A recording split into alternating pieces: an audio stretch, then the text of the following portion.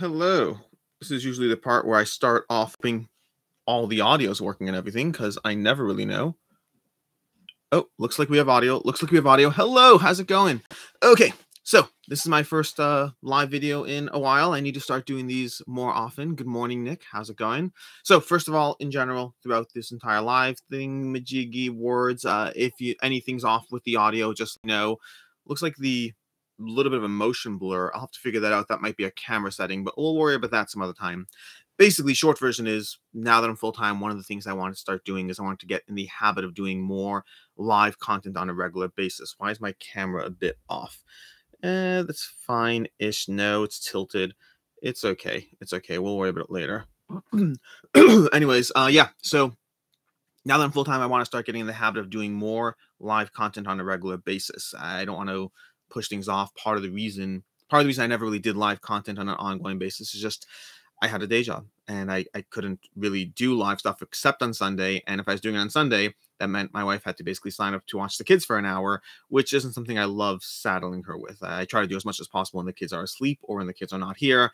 I try not to have YouTube as my, well, semi-job, semi-hobby, semi-whatever, be the thing that saddles her with a whole bunch of responsibility that she didn't ask for. So it's always been a balance, but kids are at school and I don't have work, which makes it a whole lot easier to start doing live videos on a regular basis. I don't have a set schedule or idea as far as what I plan on doing. And by the way, anything you want, I'm just going to pay attention to the chat as much as possible, but anything from, if you have a question, if you have a conversation, if you want to ask me about a game, anything at all, I'm just going to keep talking because I can do that. That's something I'm decent at. And so I'll just keep going until I get questions or whatever. But so basically, where was I? I don't have a set schedule as far as what I plan on doing for live content or not, but I would like to do ongoing live content. At some point, maybe live plays. Hey, Roy, how's it going? Good to see you.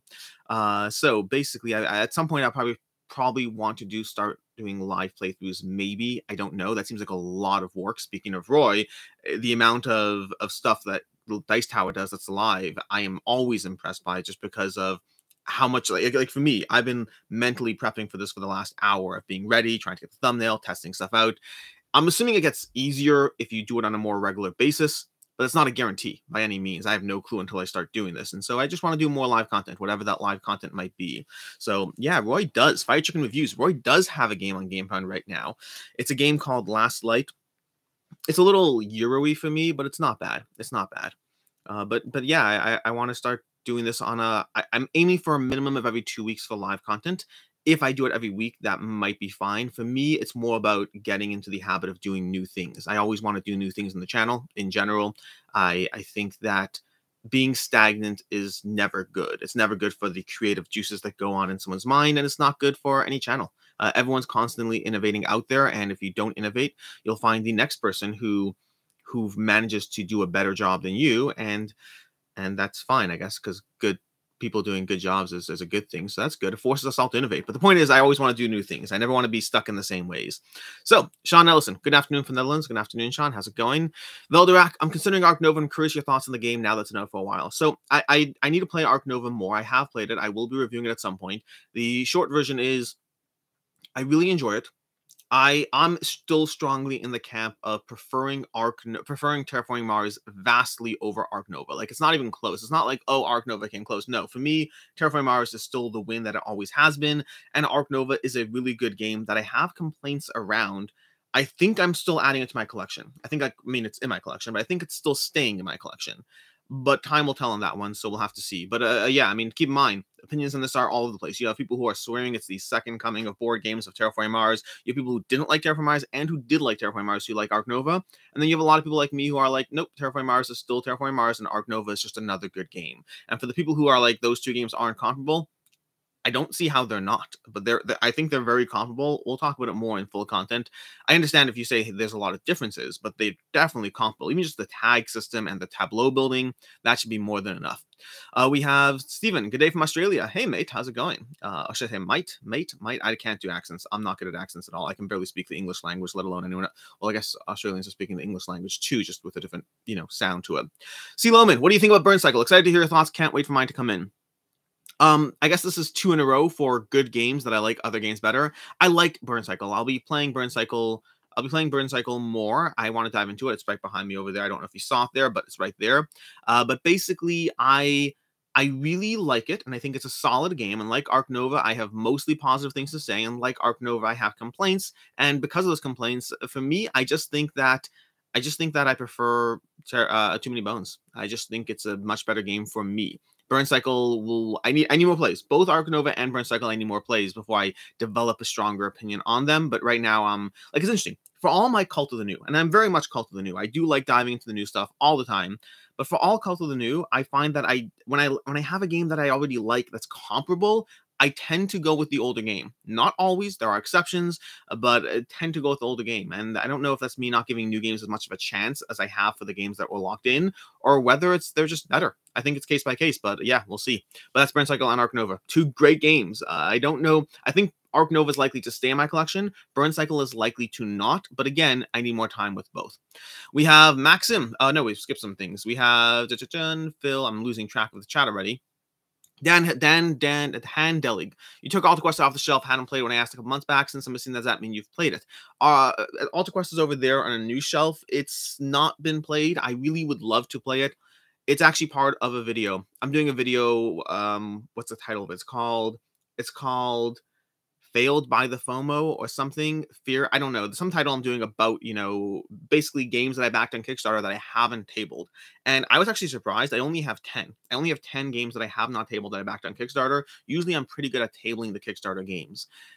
Alta Quest is one that really I don't have an interest in playing it right now, and I had such a strong interest before. I do still want to play it before it goes, but I haven't played it yet.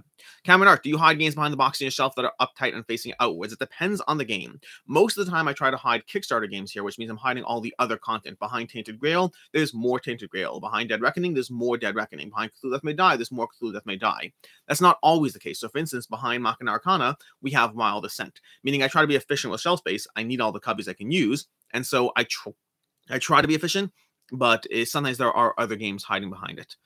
We have Roy Kennedy. Want to be playing Last Light 8-player now the TTS mod is updated? Well, as soon as you invite me, Roy, obviously. What kind of question is that? I'm down for 8-player Last Light.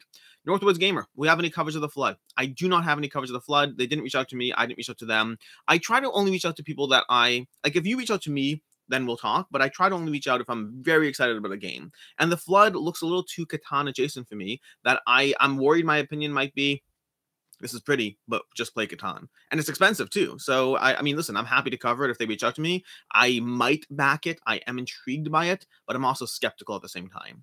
V Deviceable. Good morning, Alex. Have you found any interest bias for your BG code sales trade business yet? Yes, V Deviceable. So I'm actually doing a series of videos about the history of, I keep saying this to myself, but this will not be the title. The history of me. It sounds so egotistic when I say that. But effectively, I plan on going through several videos covering, my life, where I am till now, or what happened till now, all those things, different phases. I think it's like 3 or 4 videos, but I'll be talking about Board Game Co. a lot more there. The short version for right now is that we have 3 or 4 interested parties for Board Game Co., but it's taken a long time for all of them, including the most interested party, it's taken a very long time to resolve things. So things have been dragging on for 6 months now. It's definitely going away in some way, shape, or form. Either someone's buying it or I'm just closing up shop.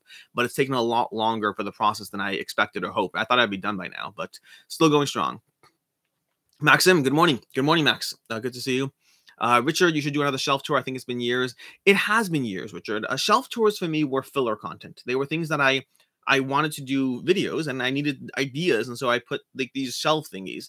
The shelves change a lot and I cover a lot of games and I'm always wary of doing duplicated content. So that's always a bit of a toss-up as far as what makes the most sense or how to manage those things. And so shelf tours have been filler content, and to that end, I haven't really gone back to them. But I feel bad about not going back to them when people are actually interested in them. We have a super chat. Harv's K. Thank you, first of all. Hey, Alex, I don't know how you do it. Just got Massive Darkness 2 with X-Men United and Oath 1 coming around the corner. And my eyes are already twitching from stress over finding the time and space. Keep up the awesomeness. I hear you. Something about the past few weeks, there have been so many games coming in. I have my Nemesis Lockdown pledge show up. I had Burn Cycle. I had Marvel United. I'm going to have Massive Darkness. I have, what else do I have? I have Hunters. I had a whole bunch of things suddenly show up, and it's fairly stressful trying to figure out how to manage it. The playing it is not necessarily, I mean, it's a lot of work, don't get me wrong. Marvel United is easy to table. The Hunters, I don't know when I'm going to table it. There's going to be some interesting things, but we'll see. We'll see. Yeah. And Ivan, by the way, just while we're on the subject, Ivan just posted, "Hey Alex, I was looking forward to today's announced video. Play this, not that, with the Great Wall and After the Empire, considering it's the last day of reprint campaign. Although I do appreciate Q&A." So for those, I probably should have said at the beginning, for those who made this far, the Great Wall versus After the Empire will be going up at 1 p.m. Eastern Standard Time. I'm doing both today. I'm doing a Q&A because I really want to get in the habit of doing live content. I don't want to keep pushing it off and finding something else. I want to get in the habit. But yeah, After the Empire versus the Great Wall is going up at 1 today, rest assured. So where are we up to now? We have Christy Smith. I wanted to pick your brain on the CMON model in general. The way I see it, the Super Deluxe Edition Kickstarter model totally kills community play. That's hard to answer in short in a Q&A. What I will say, what's the thing that's next question? New folks are basically scared off from getting into the game because so much content is just not available or only available on the secondary market for money. So the short answer is that's not true. That's the short answer. I can tell you that's just based on CMON's own publicly released statements about how much money they make in retail versus how much money they make in Kickstarter. The Kickstarter number pales in comparison to how much they make in retail. Kickstarter is almost more of an advertising tool for them. They get the hype, they get the buzz, they get the hardcore gamers who are willing to spend, $1,000 on a game. Sure, all that. But they sell so much more retail content.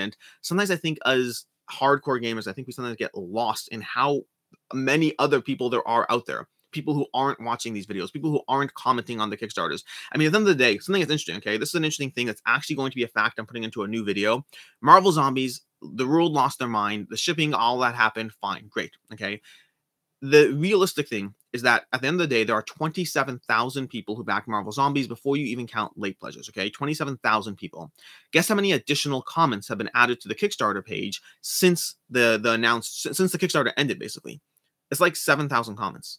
Meaning 27,000 people backed it, and there's only 7,000 comments. And imagine how many more of those comments are people repeating themselves about how frustrated they are and repeating and constantly going in. There are a lot of people who are a lot more hardcore into the hobby, myself included, not really realizing just how many people are into the hobby. I don't think CMON's model kills anything. I think CMON is, I'll talk about CMON more in another video. I have a full video planned where I talk about CMON, covering the good and the bad and the everything, being both incredibly critical about all the stuff that I'm not always so critical of, but then also explaining why I'm not so critical of it and why I don't really mind them. And people sometimes mind that, people sometimes don't. Omega Rocka. Hi, Alex. Is the deluxe version of Radlands worth it over the retail? I really like the playmats. The box I can take or leave. I don't mind the smaller box. I like the smaller box. The cards don't care. The tokens don't care. I mean, they're all nice.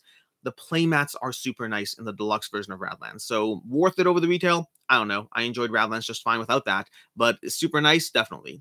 Christy Smith, I get the model's profitable and the FOMO will ensure that people continue to buy it, but I would love to find a way to deter them from this model because it personally irks me. Good luck with that.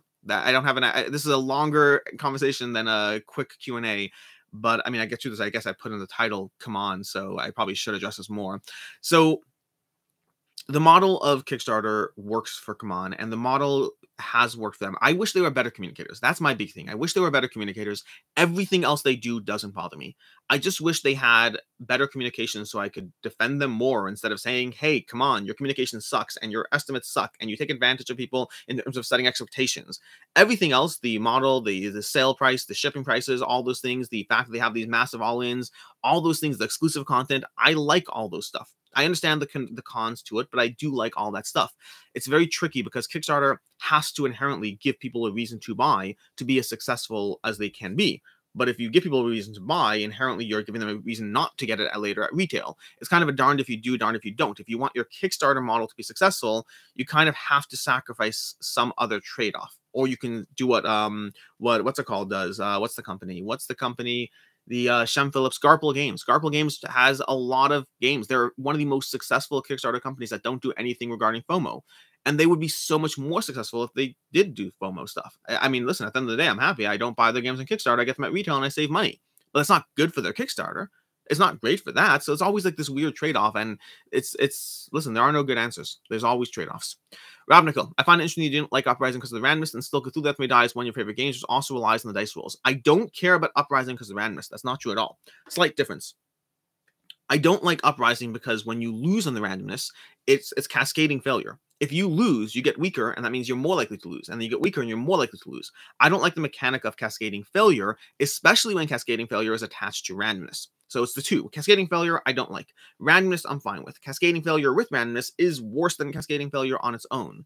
When I lose a die roll in Cthulhu Death May Die, I don't inherently get weaker. I just lost that die roll. When I lose a die roll in Uprising, I am more likely to lose the next die roll. That means the luck of the draw has a cascading effect as far as how it affects the game, and combine that with the brutal hardness, and I just don't feel in control of what's happening.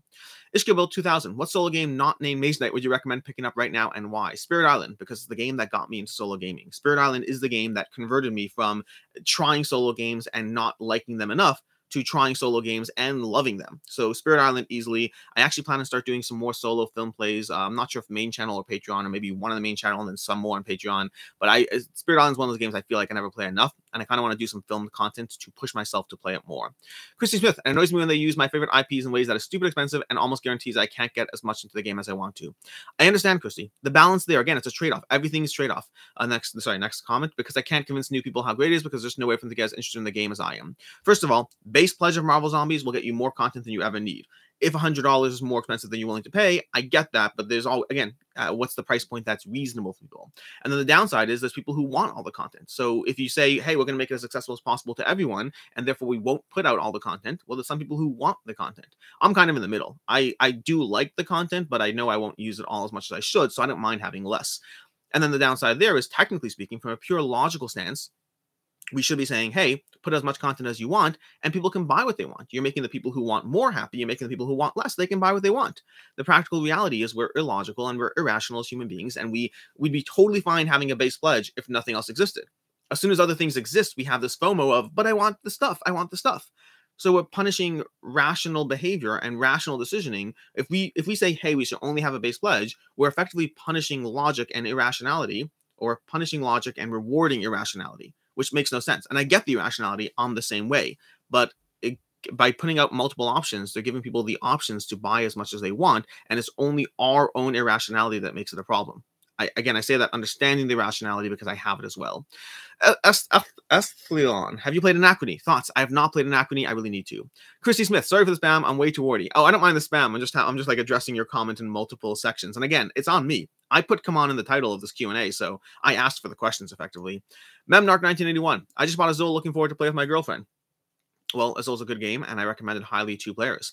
C. Loman, I just want to say I love your content. Always look forward to seeing your videos. Thank you for your time and commitment for the channel and the space. I really appreciate it. It's always, listen, at the end of the day, and we talk about this a lot, some content creators get better at ignoring it. Some still talk about it. I still bring this stuff up. I find it hard to totally ignore it. But it's always a balance of, like, you're always going to get negative content. You're always going to get people who don't like you in some way, shape, or form. Jesse has just talked about that in his video today. Quacklope talked about that in his video today. Someone posted this video in a forum, and someone's like, oh, I hate that guy. And it's like, those comments, they hurt. We have to train ourselves as content creators. We have to train ourselves to tune them out. And I get better at it, but I don't get perfect at it. I get better at saying, ignore that person, ignore that person. But the flip side is, that means that when I do see positive comments, they're always nice to see. It's always a reminder.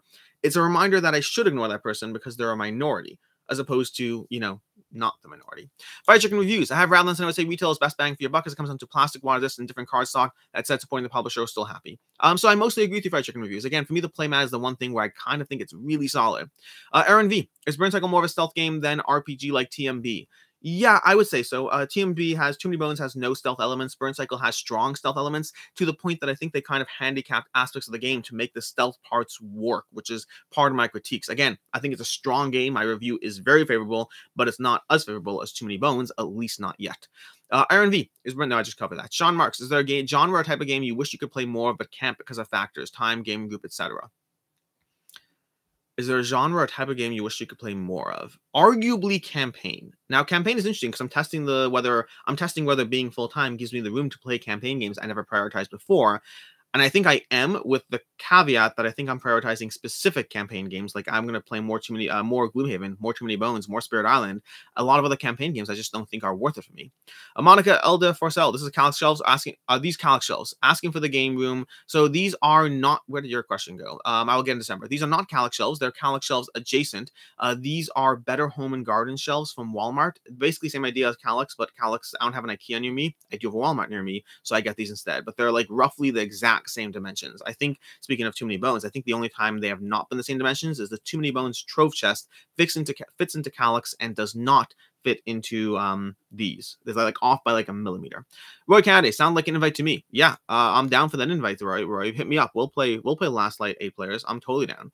Good morning, Alex. Smooth Rivera. Good morning, Alex. Happy Star Wars Day. May the 4th be with you. Yes, I actually noticed it was Star Wars Day after I scheduled this live stream. I was scrolling on Facebook and I saw you know, may the fourth be with you, and little baby Yoda, who's now become you know, infinite part of Star Wars Day. Echelon, you'll need to change the name of the channel if you drop Board Game Co. No, I won't. No, I absolutely will not. So practically speaking, if I sell Board Game Co., the question is what happens to the channel? Because Board Game Co. is the name of the retail operation, Board Game Co. is the name of the channel. So first of all, I think more people know about the channel than the retail operation, so that's been fine either way. Do I need to drop the name? That's a question I'll have to deal with in terms of whoever I actually operate with. I don't want to drop the name of the channel. I've been using it for a while, and it's kind of stuck there, so I don't know what will happen. Listen, if somebody writes me a large enough check, I'll do anything. Well, not anything, but I'll change the name of the channel. But it'll have to be a large enough check, so we'll see. Monica, are there any coming titles you're looking forward to? Always, but I never do well with those questions on the spot. Are there any upcoming titles I am looking forward to? I don't know. I mean, for sure. The answer is for sure. I'm just blanking on what's off the bat. I know I want to play Coffee Seize the Bean. I want to play Seize the Bean. That's not an upcoming title. It's just a game I really want to play. Real Games, what's your top 3 best with 2? That's such a loaded question. Again, these are on the spot. Top 3 best with 2. Let's go with Radlands off the top of my head. Best with 2. Best with 2. Spirit Island is fantastic with 2, but at this point, I'm just choosing games we've talked about the stream. I love Paris. Paris is absolutely amazing. Watergate is absolutely amazing. And another 2-player game. Terraforming Mars I like better with 3. 2 players. 2 players. What's a 2-player game? Unsettled is really solid with 2. Mind Management. Mind Management is solid with 2. Ivan Todrick. Hey, Alex, I was looking forward to today's announced video. We covered that, Ivan, already. David Q. How do you recommend to teach asymmetric games like Vast and Root? So that's a good question. I don't have an easy answer specifically because Root is a game I actually got rid of because I didn't like teaching it. I got it back when I had more of a dedicated ongoing game group. So I don't have a perfect answer. The way I generally teach it is the core concept and then faction by faction. But it's not an interesting answer. That's just what you got to do. I do find I do want to teach the factions of everything in play. I don't like the idea of, hey, you learn your faction, I'll learn mine, we'll just play the game. I find that you're playing at a huge disadvantage, and I'm only really willing to do that kind of thing if everyone at the table is being taught a new faction, and I'll intentionally play inefficiently. Ivan, awesome, didn't doubt for 1 second, thanks. The Dragon's Tome. I'm just getting here now. Do you mind starting over and me answering all the questions you answered already? The Dragon's Tome, you are a very funny person. Like, I love your channel, it's hilarious, but you've used that joke on my Q&As before. So, no. Don't reuse the joke, man. Don't reuse the joke. Be creative. Your stuff's amazing. Monica, man, you can talk fast, and I'm told I talk fast. I can talk fast. Oh my gosh, you should see. I just played Codenames over on Twitch. Tim Riel at Twitch. We played Codenames live, part of the AEG thingy. Doing the speed rounds, I go pretty quickly there. Lapsio Fate. Hey, Alex, are you considering doing streams on Twitch as well as sticking to YouTube only for now? Honestly, Twitch, I need to look into Twitch. I don't get Twitch. I don't know Twitch. All I know is when I hop on Twitch, you'll see like 13 people watching. And I'm sure there's exceptions, but if you look at board game Twitch, there's like 13 people watching. I don't understand how that works. Maybe it's working. I need to talk to somebody who does board game Twitch. For me, I mean, like right now, we have 206 people watching the stream on YouTube. So in my mind, just looking at apples to apples, I'm like, I can do a stream on YouTube and get 200 people watching, or I can go on Twitch and get 13 people watching. Which one would I do? Obviously, YouTube. It's just the law of numbers, right? But I don't know Twitch. So maybe there's something I'm missing. Maybe there's a degree of ignorance around the platform, and I haven't done any research, and I believe in research. Whenever I'm going to try to work with the platform, I like looking up the stuff. I've been looking up Instagram content and looking at more and more as I slowly dive into Instagram. Like every day, try to find a new tip or something to be mindful of. I have not looked into Twitch. I'm certainly open to it. I have an account. I created one for the sake of having it. But yeah. Where can I might teach my girlfriend X-Wing for maybe the 4th. Anyone playing Star Wars games today? I should now, but I had no plans to. I wish I had Star Wars on lock. I'd play that. Frank, most enjoyable play of a game we've had so far this year. Ooh. That's like there's such specific. I mean, I'm going to go with Cthulhu Death May Die. I played Cthulhu Death May Die a few weeks ago. Absolutely love that game. Every time I play it, I'm reminded how much I enjoy it. Mateus Clays, what game delivery are you looking forward to the most?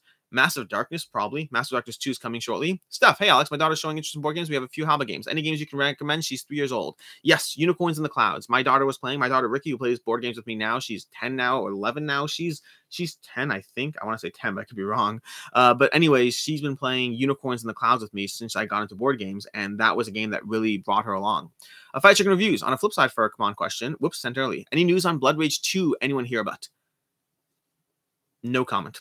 Fight Chicken Reviews. David Q. How do you think companies like CMON would react if all their backers? David didn't finish his things. David, how do you think companies like CMON would react if all the backers backed normally, but then everyone dropped to $1 last minute? I mean, that wouldn't happen. So it's a hypothetical. It's just the amount of crowd coordination you have to have. people don't understand how few people are upset at CMON, comparatively speaking, from the 27,000 backers. We all get wrapped up in our bubbles of hardcore gamers. We don't understand that when I checked out on the pledge manager, 19,000 people had checked out before me. 19,000 people had said it is what it is and moved on, or hadn't thought about it at all. Luke, thoughts on Ignite versus Ascension Tactics? I need to play Ignite more. Tom ripped it apart. I don't care. I played Ignite. I liked it. When I watched Tom's review, I remember thinking that some complaints I understood where he was coming from, and some I thought were unfair, but everyone's entitled to their opinion. Trust me, there's times I've been positive or negative where he would disagree. Ascension Tactics I haven't played but want to. Monica, how FOMO do you get sometimes? Do you want all expansions and all promo cards? Yes. No promo cards. I have a video I plan on doing at some point, why I don't get wrapped in promo cards. We'll talk about that later. But expansions, I do like going all in on expansions. And it's illogical and it's irrational. It's something I should work on because there's only a few games where I might play it. Marvel United X-Men, no problem going all in. Marvel Zombies, no problem going all in. But there's a lot of other games that I kind of know I won't use all the content, but I do get wrapped up in the FOMO, and it's a problem. Professor Meg, hey, speaking of Codenames on Twitch, I played Codenames on Twitch with Professor Meg. So if you want to see more Professor Meg content, and when she's down here, eventually when she visits them, or when I visit her, maybe I'll do some more like live videos on the chat, not live videos on the channel here. But yeah, if you want to see Professor Meg, check out the Codenames Twitch stream that I talked about. Roy Kennedy, good, editing reviews and such. Okay, 20. Are you still going to play through Etherfield's Wave 2 given that you had sold your copy? No, almost certainly not. It's a weird balance. More and more this past year, and this is just, again, this is a very privileged position to be in, but this past year I've been playing so many new games compared to before I was a content creator. That means I'm finding more games that I love. And that means that if you look at my games leaving the collections videos, more and more 4 to 5s have been leaving. There are many, like in every single video, there's like 2 or 3 4 to 5s that are going away because the standard of how good a game has to be for me to keep it keeps going up. I really like Etherfields. I'm currently playing through some campaign games that I did not like as much as Etherfields, but I'm doing them for content creation.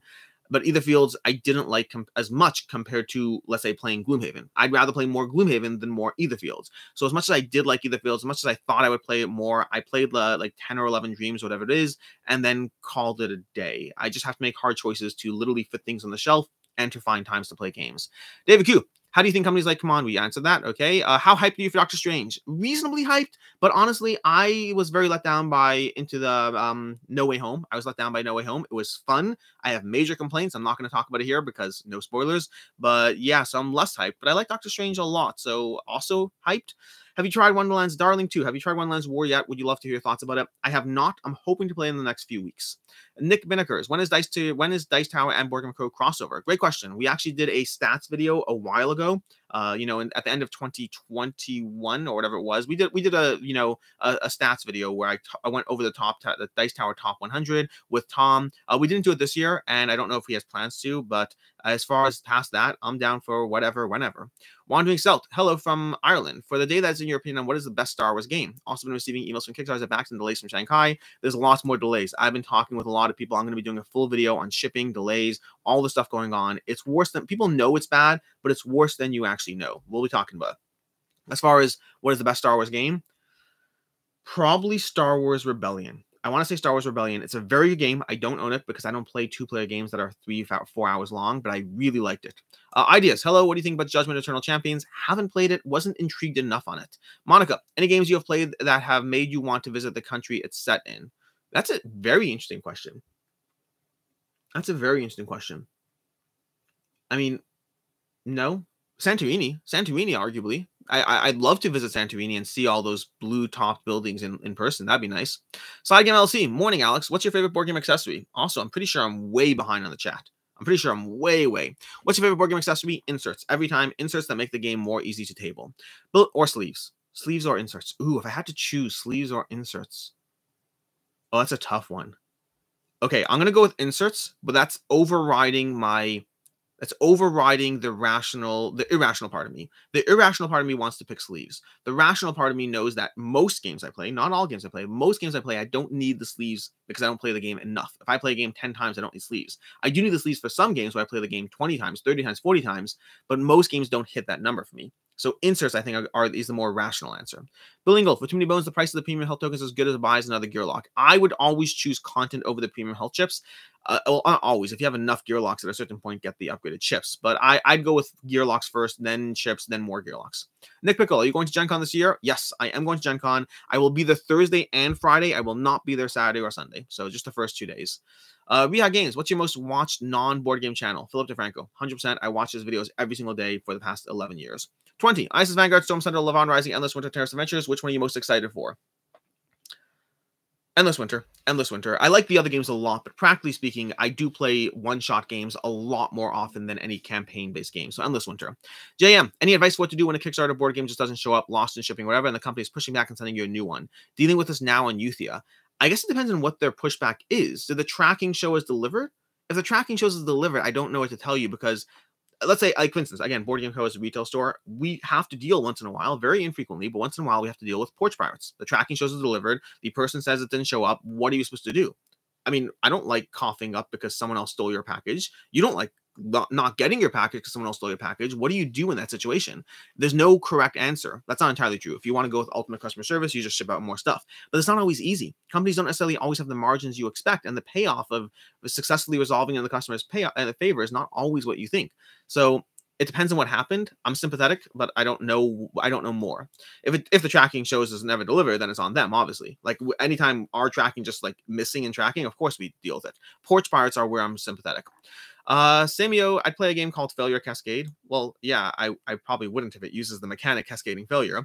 Matthew Tanzala, Solid Mechanic expansions, tray issues. Do you feel quality control components for some games like strength of box trays and stuff is going down? Is this a trend that will continue?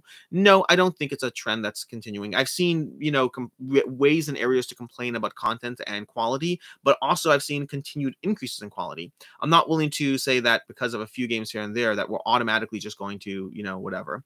I'm just starting to use BG Stats. Jamie Wiley, I'm starting to use BG Stats. How much do you like to log scores, players, etc.? So, Jamie, I log plays, locations. Locations I kind of feel I don't need to, but I've been doing it for so long that I should. I log the players. I log the game. I don't log expansions.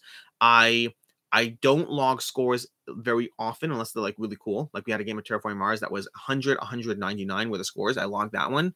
I generally don't log scores because I find I don't log right as I do it. I kind of mentally remember what I do and then log them later. And I don't remember scores. I remember who won. I log that, but I don't remember scores. Playtime, I generally like to estimate. Again, none of it's really important. I just like having some numbers. Professor Meg, heck yes, Spirit Island. Meg, okay, maybe we'll do that. Maybe we'll talk about Spirit Island when you come in because I want to play more Spirit Island. I need to dive into the expansions. I've had them for so long and I haven't done them yet. Carlos, hey Alex, you went all in with Tenaris Adventures? Yes. I remember that I started following you because of the game. I'd like to know your thoughts about it when it arrives. I love the contest. I haven't played it Tenaris yet, but we'll talk about it. Successful Geek, what are your thoughts on rules mistakes that constantly happen even when the rulebook is fairly clear? I don't know what the question means. Are you talking about like playthroughs? Talking about the person missing it? I don't know what the question means. I mean, rules mistakes aren't ideal, and if the rulebook's fairly clear, it's on the person, not the rulebook. But I don't know what the question is past that. Omega Rocker, I hate the shipping costs for Marvel Zombies, but other companies keep the warning shipping prices and send out messages after fulfillment announcing they were closing up shop. That and companies that said, hey, now we're selling promos and now we're asking for more money. I'll be talking more about Marvel Zombies and more about shipping and more about stuff. I opened a can of worms. I mean, they opened a can of worms. I just jumped into the can of worms. Omega Rocker, they're between rock and a hard place, 100%. And keep in mind, a company like CMON, I can't imagine a company like CMON ever asking for more money after the fact. I just don't see them doing that. I don't think that's the kind of company they are. I think they'll charge you an arm and a leg before the fact, but I don't think they want to go back to a backer and say, and now we need more money. I think they treat themselves as a more professional company in that sense, as opposed to a community company, which I'm against, but I understand the mindset. We have Monica. How rounded do you feel your collection is? Do you miss a theme mechanic in it? Do you want to round it up more? No. I mean, the things I don't have in my collection are generally because I don't want them, like war games. I don't like war games that have heavy shit-based, you know, tokens all over the place. Otherwise, if I like a game, I get a game, for better or for worse. Loman, what's your favorite recent retail game? Favorite recent retail game? Again, with the on-the-spot questions, I'm never good with these. What's a game? Paris. I'm going to go with Paris again. And again, I do have a tendency to say the same things I talked about on the stream already, but I love Paris, so I'm going to go with that. Tommy, what is the most you will spend on a game? That's an interesting question. So I was into Magic the Gathering back in the day, and I spent thousands of dollars in Magic the Gathering. Thousands. So I guess the answer is thousands, but also the flip side of that is I did that when I only had one title at the time that I was engaged with. Right now, I don't like spending more than 300. That's my mental number. I don't like spending more than 300. Even right now with Anastyr on Mythic Games, I don't want to get the all-in. I'm not going to play the all-in. I know that, but I probably will get the all-in, and I'll write it off. I can justify it because I'll sell it after. I'm probably not keeping Anastyr. I'll go through it and get rid of it, and then Mythic Games, and I'll do an unboxing, so I can justify it with these extra things. Honestly, if it wasn't for the fact that I have a channel, $300 would be my upper limit for most games, with the exception of things like Marvel Zombies. Hey, Game Addicts. Good morning, Alex. How is life treating you outside of corporate America? So first of all, Game Addicts, I owe you a response to your last comment on my... I did a video and you commented about, you know, the short-livedness of YouTube. We'll talk. We'll have a conversation. I think I've reached out to you, haven't I? If I haven't reached, I'm pretty sure. There's like 2 channels who are like larger channels, much larger than mine, who watch my content. And I know I've talked to one of them via email and we have to have a meeting. But either way, Game Addicts, I owe you a reply at some point in some shape or form. I'm loving the full-time aspect. Again, like I've talked about some of my other videos. The way I look at it is there's a huge amount of, wow, my life has gotten so much better. And it was awesome before. Thank you to all of you. And then there's a little bit of the financial stress conversation, which is more about the unknown. I was just talking to a board game manufacturer who's trying to figure out, a company, a publisher, who's trying to figure out how much to ask their audience for, because they need to ask for more money because their shipping prices went up hundreds of thousands of dollars. But the balance is they're like, we only want to ask for what we need, but we don't actually know exactly what we need until the next like several months work out. So like, but if we ask for like this much and we get this much and we only need that much, I'll feel terrible. So they're trying to play that game. And I feel the same way about the whole financial stuff. It's just where I'm playing the next few months and watching things just slowly move along. But I'm just keeping an eye on stuff. And for right now, again, everything's fine. There's a huge amount of Patreon support after I put out my videos, which was very, very helpful. It very much took a lot of the mental stress off. I'm still have the drop mental stress, but like minimal amounts compared to the quality of life improvement. So awesome all around. Tommy, what's the most? We covered that. Kay, what would you make a better... Who would make a better board game and why? Stevie Wonder, Pingu, or Paul Gascoigne? I only know Stevie Wonder, so I'm going to say Stevie Wonder. No, that'd be terrible. Most games you can't play if you're blind. That'd be hard, right? He'd be very good at bluffing games. I don't know the others. I'm sorry. Richard L. Omega Rocker, they could have done like Awakened Realms, who said they were going to hold off on Pledge Manager due to high shipping costs right now, since it's not shipping yet. Yeah, that's possible. These things are very, very complicated. We'll talk about them more. Stephen S., which Kickstarter do you regret backing the most? So I have a video coming up. I have 2 videos coming up. One where I talk about Kickstarter regrets, as well as one which I talk about FOMO games, where I have the game, but I haven't played it yet. Games like Ultra Quest, where I kind of want to play it, but I just haven't yet. So I don't have, as far as which one do I regret backing the most, it's hard to say because it's also biased by the question of very often I'm able to sell the games I didn't like and get my money back. So I have to think of one that I took a wash on, and they're usually smaller games. Maybe the what's that game called where it's a little wheel? It's a party game. I'm blanking on the name. Starts with a W. I'm pretty sure it starts with a W. Again, there's not a lot. Maybe Shaoleo Warring States. Shaoleo Warring States was a game that I didn't particularly love. Spent like $60 in it, and then sold it for like 40. Again, I lost $20, so it's not like a big deal. That's the whole reason I do the content the way I do it. Most of the time, I can sell the game for what I got, or roughly in the ballpark. In which case, it's not hard to call it. It's hard to call it a regret when I play it. Like I got a few plays of Shaoleo in. I enjoyed the process. I enjoyed the Kickstarter. I sold it after, and I spent $20. So like I've done far. Most things I do in board games, I don't think of as regrets, because comparatively speaking, if you want to talk about regrets, let's look at my Steam library and all the games I haven't played and can't sell. My Steam library, or my VR purchases for like my whatever Oculus, those are the purchases I regret. Board games, I usually just sell them and lose a tiny fraction amount of money I lose compared to playing video games. So it's very, very few regrets. KM Reviews, first of all, thanks for the super chat. And secondly, ever thought about designing your own game? If you could, what kind of game would you make? I have 3 rule sets that I've written for games, 3. And I don't know if they'll ever become games, because I like the process of creation and thinking through, would this work? How would this not? How can I tweak this? Oh no, that's broken, before ever playing the game. I like going through that, and I've enjoyed writing the rules for games. But then the problem is the next step is playtesting. The next step is actual work. The next step is actual like legwork, where I can choose between playing games I love, like Spirit Island, like Inish, like Cthulhu May Die, or playing my garbage game. I've said recently in a video, and I stand by this, the main incentive I have to create a game at this point, the main reason I want to go through the process and to finish it, is so that I can then put it in my Games Leaving the Collection video and say, it's good, it's not good enough. Like, what are the chances that my game is going to be as good as some of my favorite games? That seems unlikely, right? So I should just design it just so I can do that, because I think that'd be hilarious. But past that, so yeah, I like the process of designing games. At some point in my life, it's possible it becomes a game.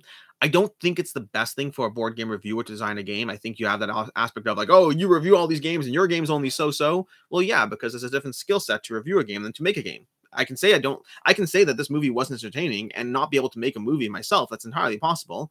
So yeah, I like the process. As far as what type, the one I particularly like is area control drafting game. It's an area control drafting game. I don't think it'll ever become a reality. It's only half, like the rules are fleshed out, but the tons of the abilities, it's never happening. Probably. David Schull, when is After the Empire vs. the Great Wall video coming out? Later today, 1 o'clock Eastern Standard Time. Richard L. Omega Rocker Marvel Zombies isn't shipping right now, so no need to charge shipping yet. Yes, I hear the point to not charge shipping yet. It's a reasonable point. We'll talk about it more in another video. It's a reasonable point. Raz, have you played any RPGs such as D&D? I've played one RPG game one time and never felt the need to continue playing. I'm open to playing it. I don't feel the need to. Big Box, hey Alex, any more thoughts on Uprising review coming soon? No, I don't have a review coming on Uprising because I played it once on TTS during the original Kickstarter, and it wasn't my type of game. I didn't want to dive into it further. It had mechanics that weren't for me, and so I just said, hey, I'd rather not cover the game, and they said okay, and that's pretty much it. I can see why people like it. It's not a game for me. Funksia, good to see you doing a live stream. Yes, I hope to do these every 2 weeks at a minimum. I may even try for every week. It's about, again, if I'm going to go full-time, if I'm going to sit there and say, hey, until now it's part-time, but now it's full-time, I want there to be a difference. I want there to be other things, whatever that other thing might mean. Live stream is one of them. Okay. Ishkabel, he sleeves Sleeve Kings. Yes, I use Sleeve Kings. Patrafun, Lily, do you think how difficult Audubon is for your game? I haven't played Audubon. It looks medium weight. I can't say anymore. Side Game LLC, what standard asymmetric ability have you used in a recent game? How did it affect your play?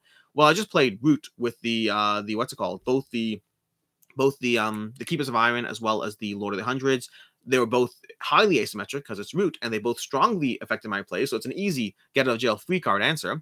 Jason Kumar, I've seen your other videos where you speak highly about the Great Wall. I'm just wondering what I regret if I didn't get the full pledge without the expansions. The miniatures look so amazing. Jason, that's a hard question to answer. I think the Black Powder expansion really adds to the feeling of the hordes actually attacking you, as opposed to just being a Euro mechanic.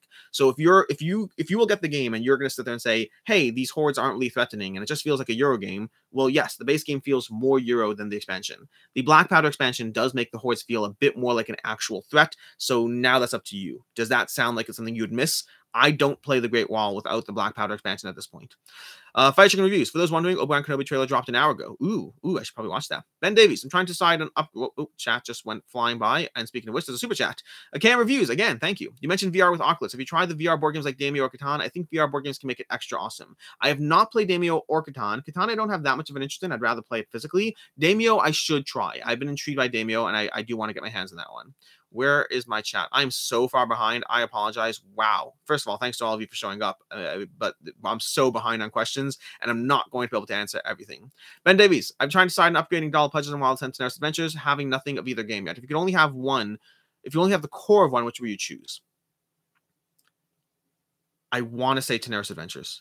I'm going to go with Rarest Adventures. There's two reasons. I have a bit of hesitancy both ways, but even on a personal, I think I would choose Rarest. I like them both a lot. I think Rarest has more flexibility if you can only have one.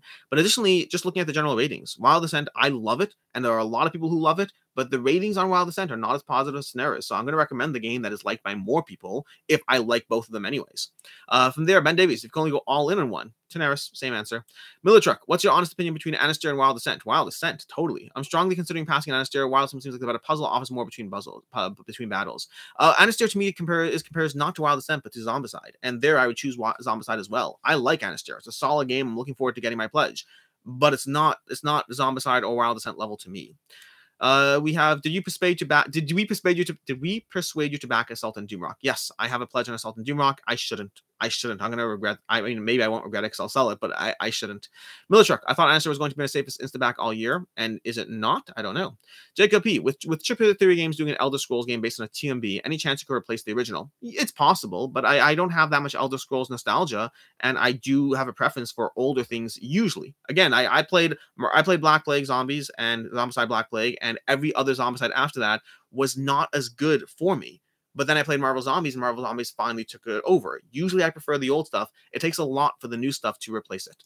Nick Binnickers, will Mythic Mischief enter your top 100? 100% yes. It's not even remotely a question. Trevor Berceau, any thoughts on Wonderland's War? I need to play it. It's on my shelf. I'll be playing it soon, hopefully. DF, I'm a solo player, primarily very on the fence with Uprising. Did you think it looked like a decent solo experience? Because I'm solo and I almost never get to play 4X games. I don't know. I've heard people say it plays well solo, but I haven't played it solo. We Games, did you insure your board game collection in case of fire or flood? No, I have not. The practical reality is in Cleveland over here, if it floods, it's likely to flood to the first foot of water. And usually flooding only happens in houses where there is flooding, it has a history of flooding. This house has been in existence for a long time and there's no history of flooding, so I'm fairly safe. And if things went really south really badly, I'm likely looking at losing my bottom floor, which means I probably should put my worst games there. I don't. I have some good games on the bottom floor, but I'm not overly worried about it. And in case of fire, well, now I should. I think my house is insured in case of fire. and the belongings they're in. And I have pictures of my board games because I do board game content. So I have video evidence. Sean Marks, how about a tough on-the-spot one? Come up with a dream game, combine any designer mechanism and theme. Ooh, designer. Well, designer-wise, let's see. Okay, let's have fun with this, okay? Uwe Rosenberg doing a drafting area control game. Basically, the drafting area control game I want from a Euro designer. I'm curious what would happen there. Stilo, morning from Auto, Alex. Didn't realize that you streamed. I don't as often as I should, but I want to start getting into it now that I'm full-time, now that I actually have the kids out of the house and it's a regular work day and I can actually do this. Fire Check and Reviews. Don't know if you own TTS. DF. If you own TTS, try it out. I played it. You can't play 2 solo. From what I saw, you have to dual hand it. Oh, you're answering a question. Thanks. Samio. I've been on there since 2008. The space changed a lot. I don't know what you've been on.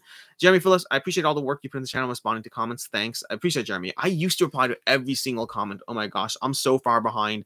Like every day I reply to, I guess, around 30 to 40 comments, but I get a lot more than that every day. And I just feel like I'm just slowly falling behind every single day. And every single time I want to get up and on top of it.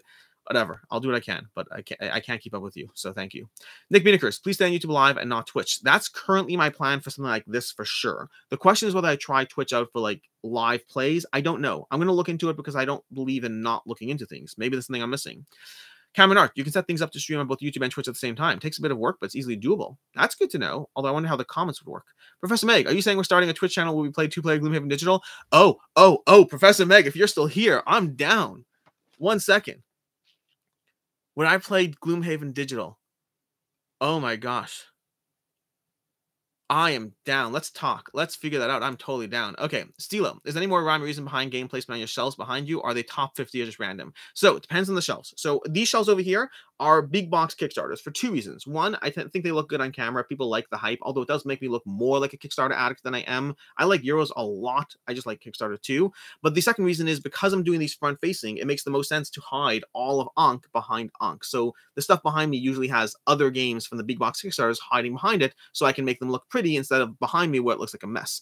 As far as behind me, the primary reason is this column over here is my own personal collection of more stuff that I like, and these 3 columns over here are games that I have to review at some point in some shape or form. And my entire basement is organized around certain things like that. Certain sections have certain things. Funksy, Rado gets more viewers than that on Twitch, doesn't he? I've actually never seen Rado on Twitch. I didn't know about Rado on Twitch at all. Stilo, Fire Chicken Reviews. Well, hello, fellow citizen. Monica, I'm so behind. I'm so behind. Oh my gosh. Okay, Monica, he stopped live streaming on YouTube, right? Who stopped live streaming? Rado? I don't know what's happening. Real Games, do you read out any question without a pre-scan? It can be quite awkward. I would absolutely read. Someone put the most awkward question ever. I'll read it out. Nothing phases. Well, that's not true. Very few things phase me. Char Marks, Woa, no comment. Raymond Moreno, Uprising, Curse the Last Emperor, or Earth Under Siege? Earth Under Siege for me, because I liked Earth Under Siege, and Uprising was not my type of game. Sean Marks, Blood Rage 2, looking forward to it. Okay, I'm so behind. I'm gonna skip a bunch of questions. I'm gonna be scrolling through. Do you own any cryptocurrencies? No, I don't own cryptocurrencies. Will CMON set new precedents for shipping prices? Almost certainly. What do you think of the game Thunderstone Quest? Liked it, but didn't like it enough to keep it. Let's see, scrolling. Alex, Maxim Get, do you know anything about Anunnaki game that comes soon to Kickstarter? It's a Euro game from designers and companies that I like, but it's a 4X game from companies and designers that usually do Euro games. So I'm interested, but not, I need more time with it. Okay, not more time. I need to find out more. I'm going to scroll. I'm going to skip a whole bunch of stuff. I apologize. Avalone is only 40% funded. That's interesting. That's sad to see. Okay. I'm skipping. I apologize. I'm jumping down a bit. We have Game Addicts. Good morning. I covered that already. We have Gabriel. We have Game Addicts. Happy for you. Congrats. Dave Martel. Chris, did you end up backing Darkest Dungeon? No, I did not. I did not back Darkest Dungeon. There's a possibility that Mythic sends it to me. I do have a relationship with them, and they do send me stuff. I want to play it. I didn't want to play it enough to back it. It's always a balance there. Clarence, what game disappointed you most after logically analyzing? What positively surprised you at most, which is against your gut feeling? I would say, oh my gosh, what's the name of the game? Dwellings of Eldervale has really surprised me that I did not love it. Everything about Dwellings of Eldervale seemed like it should be a game for me, and I liked it, but I did not love it. That one surprised me. Which one surprised me most against my gut feeling? Probably Mind Management. That's a very strong possibility. Those are definitely both strong candidates. Okay, let's keep scrolling. Game Addicts, you don't owe me anything. I just reach out to support you. Game Addicts, I need to talk. I want to talk to you. It's not an owing thing. It's I want to talk to you. Let's keep scrolling. It's jump. I'm just so far behind that I want to try getting... Okay. Hey, I'm catching up because I skipped so many questions. Joe Kobos, on Master of the Universe, are you looking forward to trying out the huge Castle Grayskull? Yes and no. The toy stuff I like, but I view it as toy stuff. Monica, I got Rado to call me a monster by choosing between 2 evils. It took some time till I was back in the warmth. Nice. Successful Geek, how complex would a Lacerda game published by Mind Clash be? That depends on whether you look at it as multiplier or just the max, meaning what determines, this is a stupid geeky answer, but what determines how complex a game is. If it's a max conversation, then ultimately, whichever one is the max would treat that as the complicated. If you're saying that inherently makes it more complicated, it's some sort of multiplication effect, I just don't know if that's true. I think it would probably be the max aspect. Stephen Keen, message retracted. Professor Meg, only if I can be the brute. You can be the brute. I have no affinity towards any Gloomhaven characters. You kidding me? I mean, I like Gloomhaven, but I played basically Gloomhaven like 3 games a long time ago, and I'm currently playing through. I'm playing as, I don't even know the name of my character. That should tell you how much I care. I like my character. My character is the chains person from Jaws of the Lion. I'm currently playing through that with my friend. So I have no affinity whatsoever, and you know that might make me ineligible for the stream. Grimlock, Restream not only allows you to stream to both platforms, but on Restream bot comments. Okay, I have to look into Restream. I'll have to do that. Monica, the heaviest game in weight and the heaviest game in complexity rating you own. Wait. I feel there's an answer to that game that I'm not sure about. Wait. What's the heaviest game I own in weight? Possibly still Gloomhaven. Oh, no. Oh, Trove Chest. The Trove Chest is the heaviest game I own. What am I talking about? That's the heaviest game in weight. As far as the heaviest game in complexity, I don't know for sure. Probably one of my Lacerdas. Probably. Monica, that was Monica. Ishkabel, oh, if you're doing some Gloomhaven Digital, let me in. Game Addicts, I think it's unrealistic to think you can answer all comments on a live stream and give a lengthy response to all of them. I used to be able to. Way back in the day when I first started doing live streams, obviously, like, the channel's grown, but like when I had 10,000 subscribers, I used to, and I tried, and I always want to. I know, like, when I watch other, like when Tom Vassell does a Q&A, he skips and picks and chooses, and I'm always like, no, I'm skipping stuff, but I want to. The Randler, Alex's dream theme, a board game about area control Jewish coffee shops titled Hebrews. I'm down. I'm down for it. Honestly, Seize the Bean, the game I mentioned this earlier in the stream, I'm looking forward to playing Seize the Bean because it's about coffee, and I really like Golem, not because of the theme, but the theme is nice to have it on the game, so I'm down for Hebrews. Carlos, I'm not on Twitch, but want to watch you play Gloomhaven. We'll let you know if this actually happens. I don't know if this is actually happening, but I'm down if it is. Monica, I see Destinies. I have the base game in Sea of Sands. Good to know. Steven, whoop, I'm skipping. What happened? Oh, we got KM reviews again. Thank you. Will you do any playthroughs for social media deduction games like Quest? Also, what's your favorite game insert? Lastly, most drama in a game you ever had? Ooh, I can answer that one. Okay, good. Fun question. Will you do playthroughs for social deduction games? I don't know, because playthroughs with more people are not as much my thing. I like doing playthroughs with 2, even with 3. Once you hit 4, it starts to become crowded over here, and I'm not set up for multi-camera angle right now. So eventually, maybe over a stream, like over Zoom or something like that, possibly, but I wouldn't count on it happening right away. What's my favorite game insert? I know I have an answer to it. Terraforming Mars is oh, you know what? Foundations of Rome. Foundations of Rome. And there was a question earlier about, do I like Foundations of Rome? The answer is yes. We'll talk about it more, but I love Foundations of Rome. I've just been playing it, got my copy. The insert, it makes the game a breeze. The amount of stuff in that game, it should be incredibly hard to table, and it sets up in tables in literally 3 minutes. I timed it. It's 3 minutes or under. And then lastly, most drama in a game you ever had. So let's talk about games designed by board game designers. Nothing Personal. Nothing Personal is the, oh, there's actually 2 times, but I'm going to go with Nothing Personal, okay? Because there's one time someone got upset. Well, whatever. We'll do Nothing Personal. There's 2 incidents in my life of real life board game drama, not like Kickstarter board game drama. I had a game of Nothing Personal where mid-game, somebody completely screwed me over. We had an alliance, we had a deal, and he completely screwed me. Like, and he's like jokingly going, it's a friend of mine, and he's like jokingly going, like, hello, it's nothing personal. Like, you got to do what you got to do. And I'm like, I hear you. I respect that. And then it came time for the end game. And towards the end game, I screwed him over back. He was poised to win. I was clearly not winning, and I totally king made it. Totally king made the game, 100%, not even a question. And I'm very against king making in general, with caveats. I did a full video on it, and my exclusion is in that video. Obviously, it's case by case of what you're okay with. But I basically just destroyed him and gave the game to the other person. And he's like, you're king making. I'm like, yeah, we had an alliance, and you screwed me. And within the meta of this game, I'm going to remember that. I'm not going to hold it over to another game. That destroys the meta. But within this game, you screwed someone you were allied with. And we had a deal, and we had a connection, and we were on the same terms. So of course I'm going to turn around and shoot you in the back if I can't win. That's like that's the thematic aspect. He was not happy. He was very, very, very, very unhappy. We're still friends, but he was not happy that game night. That was a fun little drama moment. Like, it wasn't like, oh, I'm upset. It was like he was really upset at me. Stephen Ward, just got into board game recently. You're our go-to guy for reviews. You're costing me a fortune because I keep buying the games you review. I apologize, Stephen. I do. I mean, not that much. It depends on the games.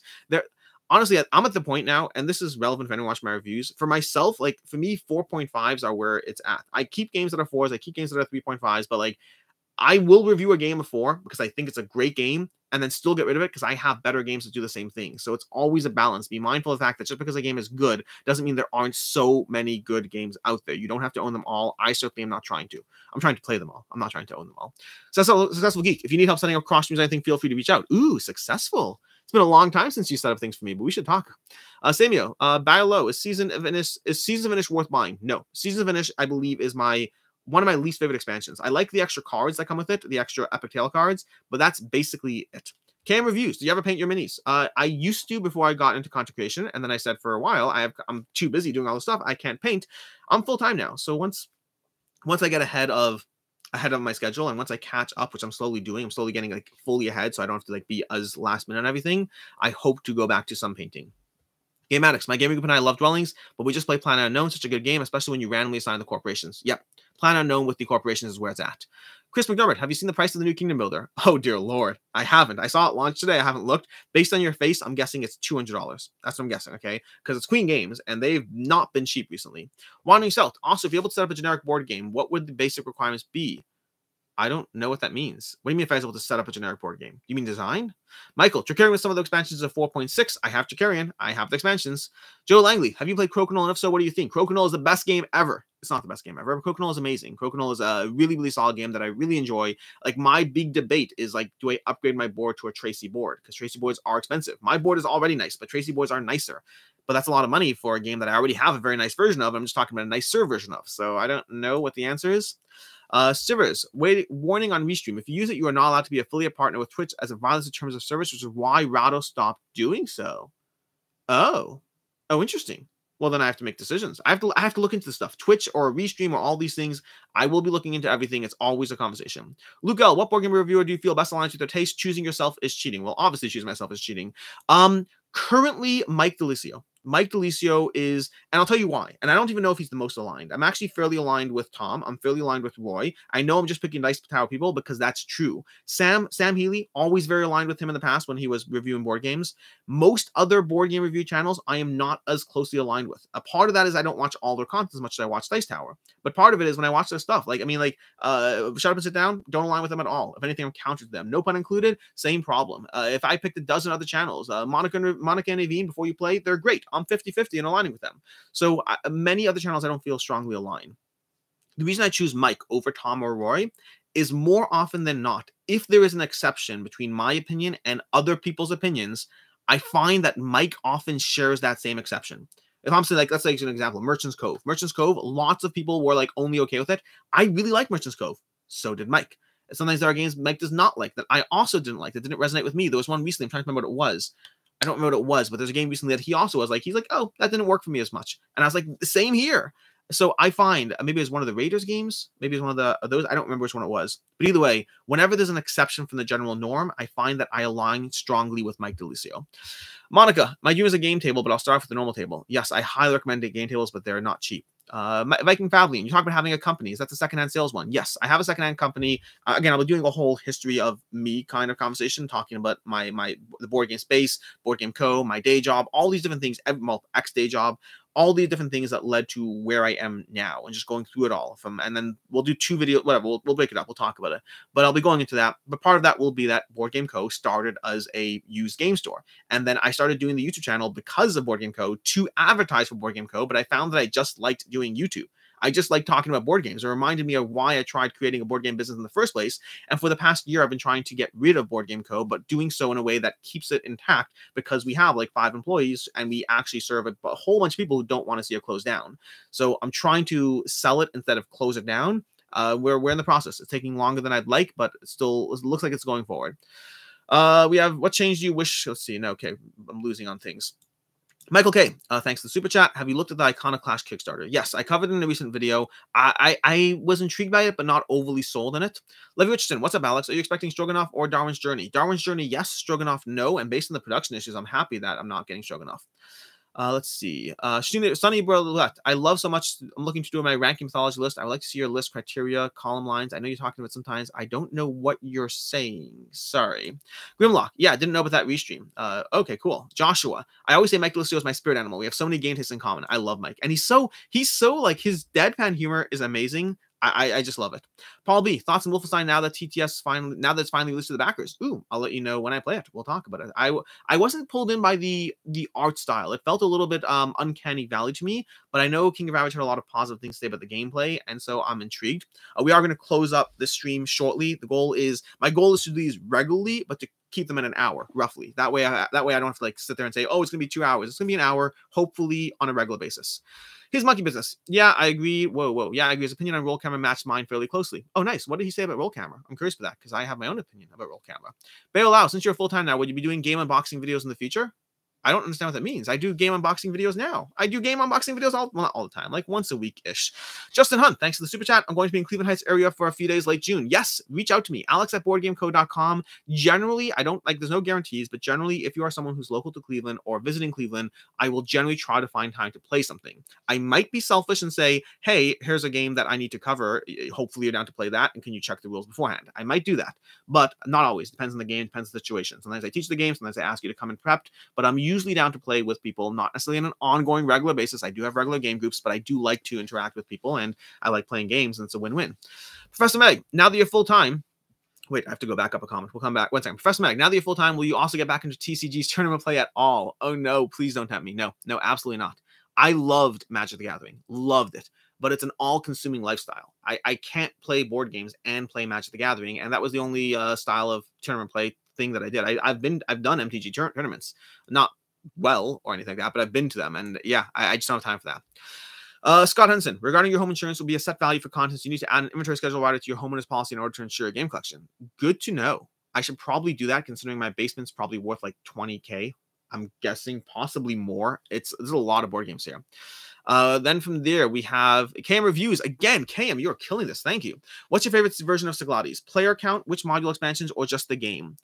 My favorite version of Cyclades. So first of all, I love playing Titans and I love playing base game. I go back and forth. I generally try to alternate because there are things that the base game does that if you put Titans in, you lose some of that flavor. But Titans is so good at escalating the combat and how fast and frequent it is. So I love alternating between the two. Past that, I like using the Heroes module. I think I played with Hades once. Wasn't overly impressed with it. I like those the priestess, the pink cards. I can't remember the pink cards that you trade in for like relics and stuff. But usually it's just the main way I play Cyclades is alternating between Titans and regular, and then throwing in various modules at the same time. The Randler, Mike is great on Dice Tower. It's not delivery, it's Delicio. Did I say Mike Delivery? If I said Mike Delivery, I did not say Mike Delivery. If you heard Mike Delivery, that's because I talk way too quickly. I know it's Mike Delicio. Joshua, you're jumping over to Jamie's live stream on Facebook? I mean, at some point, is he doing something special? I mean, he always does live streams. Is he talking about like some crazy drama? Is he talking about Marvel Zombies? That would be fun. Dennis, if I understand, you get rid of similar games and keep the ones you like the best. Isn't that similar to trying to find the ideal game? Yes and no. I have a lot of games for multiple genres, multiple player counts, multiple everything. But there are times where a game is very good. Like, so I like having the best of all these different categories, but it's not always going to be the best. But sometimes it's more of a direct comparison. Like, so for example, in the case of Burn Cycle, the feeling I get from Burn Cycle, I get from Too Many Bones. They are very, very different, but the feelings are similar. And I like Too Many Bones so much more than Burn Cycle. Based on where I am with Burn Cycle, I need more plays, so that I just don't know if I'd ever pick it over Too Many Bones. And so it depends. Like, I just got rid of Santorini in New York. Well, in an upcoming live stream, upcoming games leaving the collection video. And I'm getting rid of Santorini in New York because I like Santorini so much more. But there are other times where I have other games. I have TAC and Santorini. If I had to pick between TAC and Santorini, I like TAC more. But I keep Santorini because they feel very different within the same category, and I like them both. Harry, the price in Kickstarter and game found by some game companies is insane. Just hold off on backing. Yeah, you should. It's getting more and more expensive, and it is what it is. Adrian Tanner, you a fan of Vitalo Soto's games? I've only played Lisboa. Well, I've played Mercado Lisboa too, but Mercado Lisboa I liked but got rid of it. Lisboa I liked a lot, but I need to play it more. Allison, is a Dark Quarter worth of a solo play only in your opinion? Yes, if you like the style of game. For me, like, I played it solo and I liked it, but it was akin to Chronicles of Crime, and I didn't love Chronicles of Crime, and I didn't like the Dark Order for the same reason. No, I was okay with it. I find that the system of Chronicles of Crime is just point and click on guesswork a lot of the time, and I don't love that. Mac, listen, have you gotten to play Power Rangers Heroes of the Grid? If yes, what are your thoughts? Ooh, I need to review that before the G.I. Joe Kickstarter is down. I have played Power Rangers Heroes of the Grid. My thoughts are overall positive, but I hate that the movement feels so pointless in the game. But I really like the combat system. So pros and cons. Have you had a chance to play Cosmic Frog? No, I have not. Okay, we have Harvest K, $4 for a coffee. Love it. Think $1.99 from Cam Reviews. We have Think Yucatan will be as loved as the other three. No, absolutely not.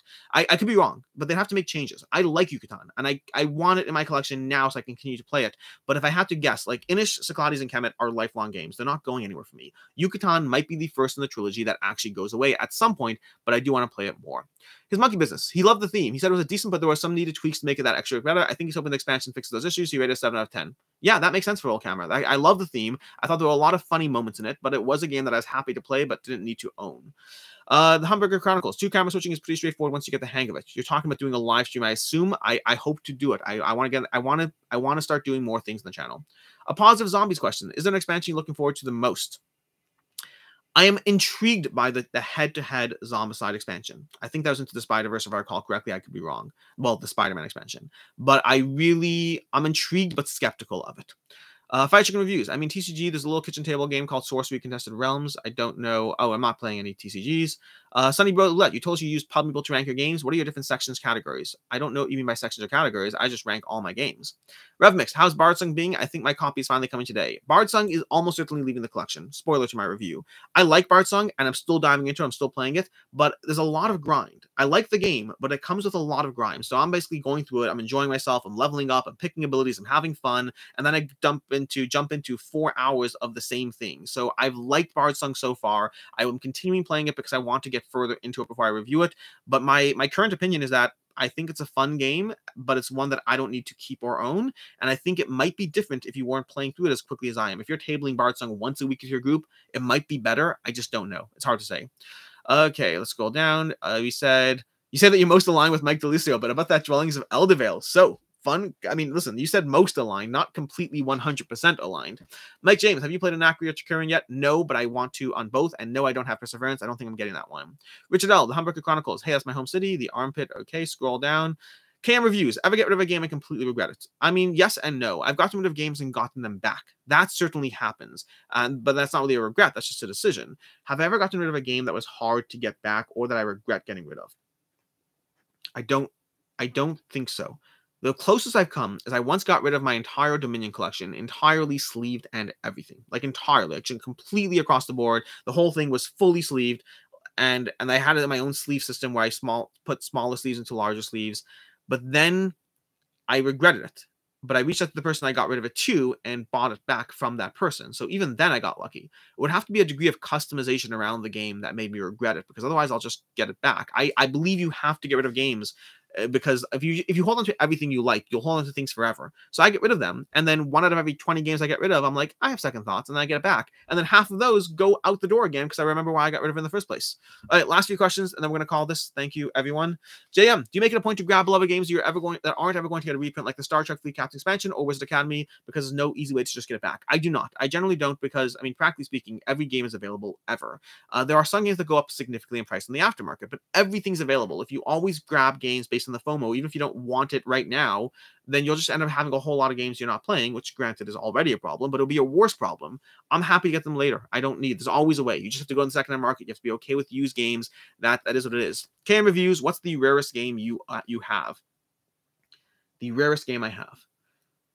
I have Food Chain Magnet, but it's not that rare. I have Roads and Boats. It's not that rare. What's the rarest game? Oh, probably. I'm getting rid of it. But Chaos in the Old World, probably. That's what I'd have to guess. I mean, I have the expansion and the base game. That's like $400 right there. So yeah. Nick Binnickers, you think you'll get a 3D printer to print your own inserts and custom components? I have a 3D printer. I tinkered with it for like a week and a half and then stopped tinkering with it because I just didn't have time. Now that I'm full-time, I do hope to dive back into it again soon at some point. Quackalope, Devon Talks Tabletop. Yes, go on over and subscribe to Devon Talks Tabletop. Search for it on YouTube, Devon Talks Tabletop. If he hits 10,000 subs, Quackalope's buying him a hamster, apparently, and I can't wait to see that. So we'll be talking about that. Quackalope also won't let me super chat.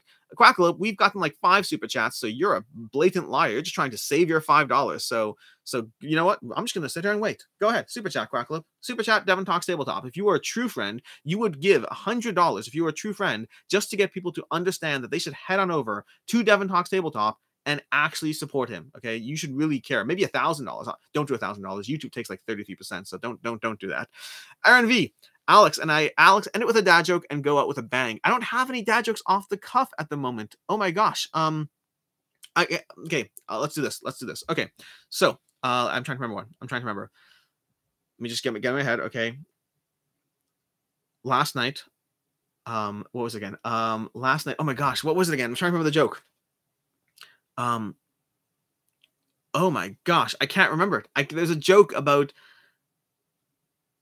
Oh yeah, that's right. Okay, here's it. Ready? I got it. Okay. So last night, middle of the night at 3 a.m.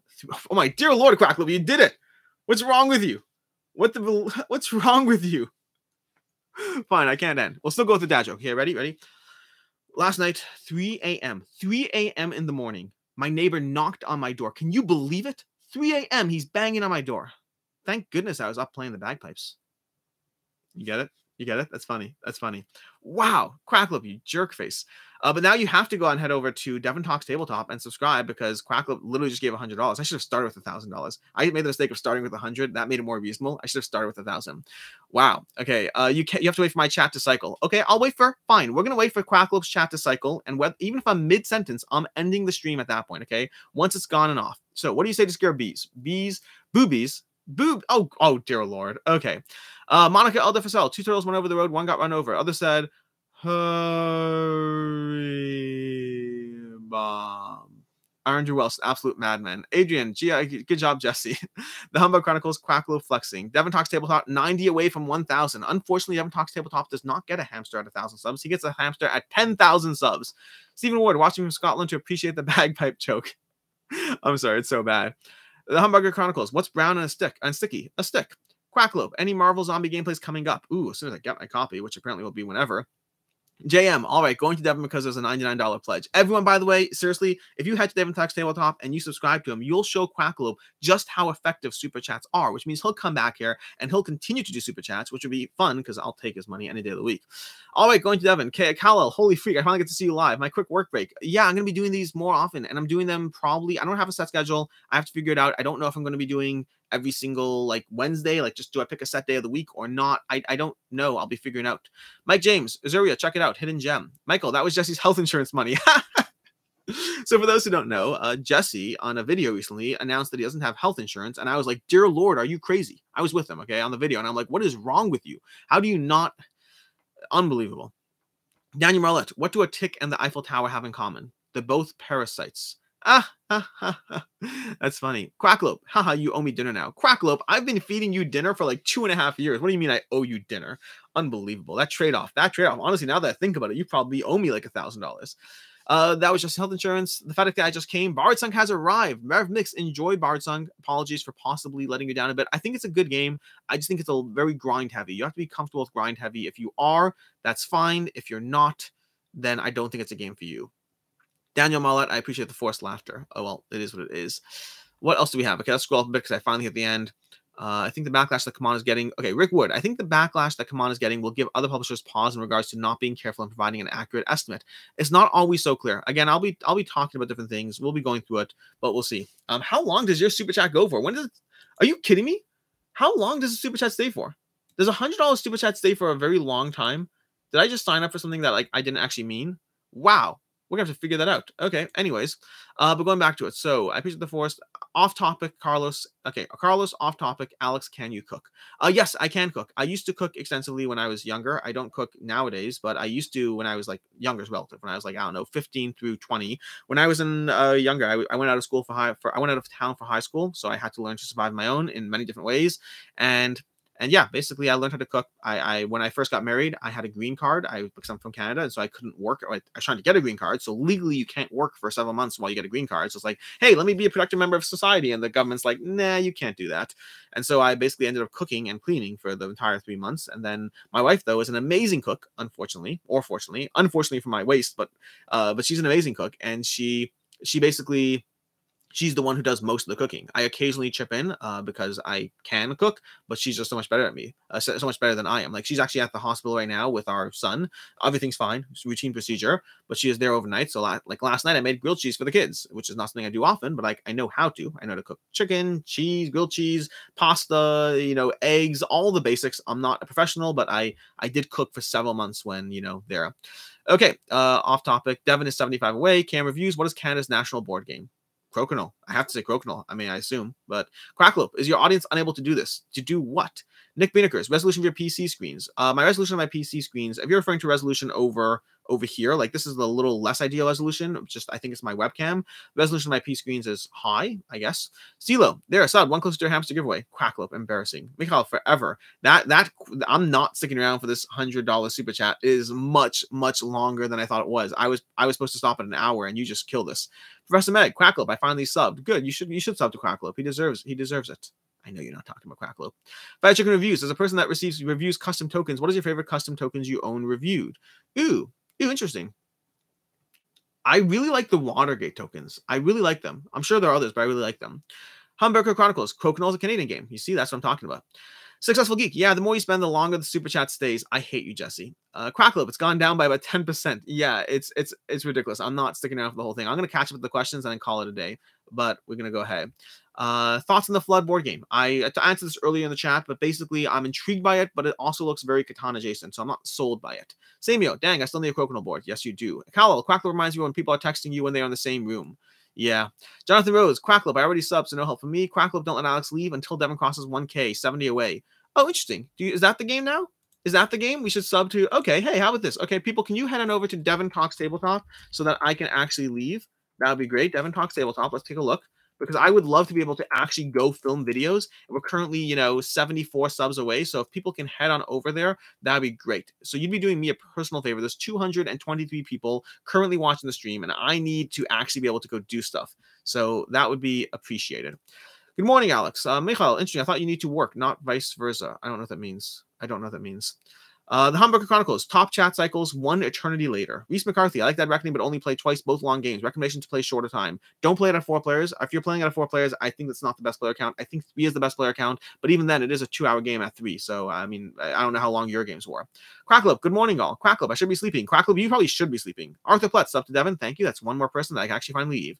George, why do you think Avalonia is struggling to fund? I don't have a good answer. It looks very intriguing. I don't know if they did a lot of pre-stuff to make it intriguing to others. It looks cool. It could just be I think possibly the $50 base pledge feels like not a complete game, and the $150, $170 all in might be too much. KM Reviews, he missed the joke. I don't know what I missed. I missed something. Either way. Monica Alita Facel, I love making oxtail soup, but then that basically makes itself for 4 hours. Yeah, well, I mean, Jews are big fans of crock pots. We use them a lot, so lots of crock pot dinners that are totally awesome.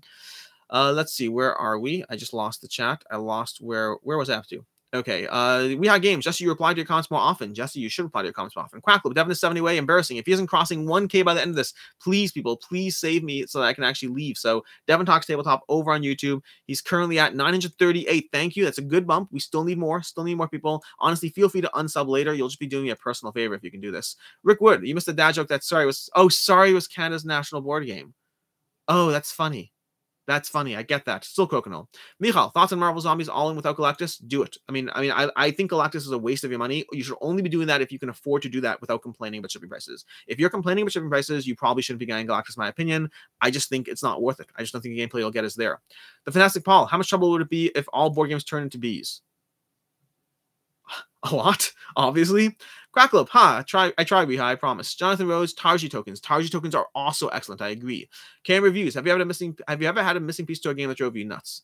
No, but now I'm wondering if there's pieces I don't even know are missing. Cracklope, wow, don't let them catch up. Type faster. Successfully 200 people here, and you want to just leave all of us? Keep going. At least spell my name right. Reha Games. He didn't even spell your name right. That's true. I saw that reply. T2, keep asking questions. Don't let him leave. Successful Geek, you monster. Nick B says faster. So at Adrian Town, will you be showcasing Return to Dark Town soon? No, I have no interest in the game. I mean, I have a little bit of interest in the game, but not enough to buy it myself. If the publisher wants to send it to me, by all means. Cracklope, he can't leave. Cracklope, don't let him. Jonathan Rhodes, KM Reviews, my purple wish for viticulture. Iron V, already subbed to Devin. Tax to time. Cracklope, when it's time to pick up the hamster, you need to live stream and have pick out. That's gonna be 10,000 subs, not 1,000 subs. Chocolate Sam, morning Alex, Sam, fifth Fire Chicken Reviews, faster questions done. Cracklope, Cecil Keep. So if you close to 1K, do unsubjects on the stream? No, you don't. Don't dare unsub. Cracklope, he takes naps. Don't trust him. I do not take naps. Cracklope, you should go to sleep. How long have you been up? I need a Cracklope versus board game for Tigers and Freddy's match. I would play that. I would play Tigers and Freddy's against Cracklope on camera and destroy him. Nick Minakers, have a nice evening. Cracklope. Tigers and Euphrates. Let's do a playthrough with a bet, like a side bet, a high, like 10-1 odds, okay? 10-1 odds against me. Although everyone's gonna gang up if I do that. We got games. We sell loot if you can only play it with 2. No, not now. Now that there's a hirelings, no, I would actually keep loot now. Fire Chicken Reviews, favorite card sleeves. The Sleeve Kings. Joe Kobos, low, you got him good. Cracklope, Hamburger Chronicles, Cracklope, Fire Chicken Reviews. What's your favorite game under $10? Ooh, under $10. Under $10. That's like a hard ask. Colorado's expensive now. No thanks. Maybe no thanks. I mean, there's not a lot there. Okay, I just lost where I was up to, so now I have to go back and scroll up. Wow, you people are way ahead of me. How are we doing in Devon? Let's take a break. I'll catch up with the questions again. Devon's at. We're currently at 943. This is not going to be good. Fried chicken reviews. Did you ask that already? Quacklope. Okay, Fernando. Dude, can you build a Empire Dungeons Alliance? But it's pricey. I assume it's pricey. It's Queen Games. Richard, fried chicken reviews. You just leave Kings. Wait for the side tigers. Looks so freaking fun. Not sure if back is worth it for the games go. It's generally not good at retail. Fried chicken reviews. Funniest moment in the game in the past 3 months. Ooh. Upcoming game over on Quacklope. Watch the Veiled Fate gameplay. Richard L, $250 US dollars, crazy. $250. I thought $200 was high. Quacklope, duck. Alan Brown, $150 for the upgrade pack. Wow. Jeremy Dobbler, checking out Doctor Strange and Multiverse Madness this week. Or waiting for Disney Digital Plus release to see it. I don't know yet, honestly. Lisa Jump Pause. I'm playing Arcno for the first time later. Any strategy advice? No. I haven't played enough to give strategy advice yet. Real games, we choose Justice, Shiro, Devon if you only know one of them. Obviously, Devon. Daniel Marler, top 10 crockpots. I don't have top 10 crockpots. Quacklope, best moments in board games. I just told you. Veiled Fate video coming to your channel soon. Fried chicken reviews, longest game you played in the past 6 months. Ooh. Last 6 months. I don't know if I've had anything that long in the past 6 months. I've had like 6-hour games, but not in the past 6 months. Reese McCarthy. Okay, Seth Wiseman. Quick question. Do I know the very different Great Wall Last Light? It depends on the group. Last Light, maybe. It depends on the group. It's so hard to answer that. Game Addicts. Well, since you're staying online, I haven't been in the market for Ankh. Do you need a Kickstarter box that looks nice, or should you get the base game box? It depends. The base game is going to give you a lot of content, but obviously more content's more content. Quacklope, it's free. You can always give it unscribes. That's true. You could. Fried chicken reviews, favorite Canadian designer, Eric Lang, probably. Jonathan Rhodes, Fernando Canada, the amount of plastic in the box makes me understand the price, but definitely not out of my price range. Yeah, that sounds about right. Thanks a ton. Top 3 crockpot meals. Chulent, probably. Pulled brisket, probably. Chulent's a very Jewish food. Pulled brisket, probably. I don't have a third one off the top of my head. J. Merrifield, plenty of solo games where it is hard to cheat or skip parts of the game, like you said, to do with Sleeping Gods. I mean, you can cheat in any solo game. That wouldn't be that hard. Quacklope, do you have a strong, unless it's like a app control, maybe? Quacklope, do you have a strong preference for chickens? I mean, I like chicken as in the dish chicken to eat it. Sven Lejong, what do you think about board games as family heirlooms? I'm not very into, what's the word for it? Nostalgia. So I don't care about that stuff. I like games. I like anything. I just don't care about nostalgia. We didn't gain any subs in Devon Talks Tabletop in the past 3 minutes. Jesse, this is not going well. This is not going the way you want, man. It's not going to happen. How are we doing in the chat? I'm skipping. Okay, we're going to call it. It's been an hour and 20 minutes. Jesse has done an admirable job of trying to make this go much longer. Hopefully, y'all subscribe to Devon Talks Tabletop. But if you have to make another board game channel that's not board game related, what is it? Probably video game related, so I can have an excuse to play video games. But that's basically it. West Todd, no skipping. It's too bad. Quackalope, Devon Talks Tabletop, and we'll end with that. Jesse, you're a beast. I love you. Y'all are disrespecting Jesse by not going Devon Talks Tabletop, but I tried. I did my best, and we're going to call it. I'll see you next week. I don't know if it's the same time or same place. I'm still figuring out what the pattern is, but we'll go from there. Everyone, thanks so much for joining. Appreciate y'all, and we'll talk to you later.